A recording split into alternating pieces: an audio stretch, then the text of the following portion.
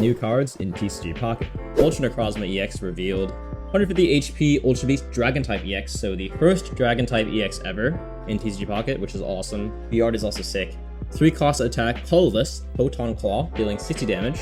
And then a 4 cost Shoegaze, shout out, 120 damage, 2 psychic, 2 metal, and then it discards the top 5 cards of each player's deck. It has the dual typing required for Dragon again, so this card is generating a ton of discussion. Some people are saying it's broken, some people are saying it's terrible and will never be meta, some people are saying it's going to be the only card that's meta. The thing is, there's no deck out option in this game, at least there's not yet. In Yu-Gi-Oh! Or Pokemon, where there are mill decks that intentionally mill your opponents or discard away your opponent's cards from their deck. In those games, right, there's a condition where if they draw and there's no cards left in their deck, they instantly lose the game. In TCG Pocket, there's not the condition. If there are no cards, the game is just going to go until someone gets 3 points or they draw at turn 30. So the value of this is to discard their cards that they need if they get unlucky with their like evolution chains. They can never find their Charizard, never find their Decidueye. But the thing is, by the time you get 4 energy out, that gives them so much setup time to get at least 1 person out to burn through your entire deck, deal a ton of damage, and then you have to have also the conditions of 2 metal and 2 psychics onto this Ultra Necrozma, and that is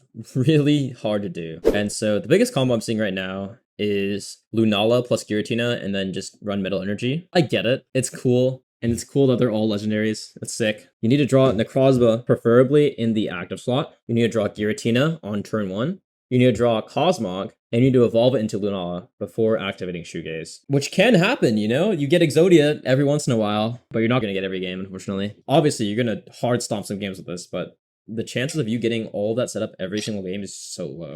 And 3 energy Photon Claw for 60 is not bad at all, right? You attach first turn, and then you attach second turn, and then Lunala over 1 energy from Giratina. You can't generate any more energy with Giratina if you attack, so you're gonna have to make a choice. Either attack with 60 and then never use Shoegaze, or don't attack anyway, and then save that next turn to generate with Giratina to move it over. The cost of 2 metal is so high if you're running the metal only plus Lunala plus Giratina. Would Dialga make sense? Yeah, Dialga's also an idea. The thing with Dialga, though, is that Dialga also requires 2 metal energy to use it, so you have to run metal. And then how are you going to get your Psychic? Giratina, Lunala, right? And so now you're running Necrozma, Giratina, Lunala, and Dialga. That's so many conditions. Or 2 Dawns would work. Obviously, the other solution is just to use dual energy, but you know how that goes, right? 50% chance. What do I think? Where do I think it's going to go?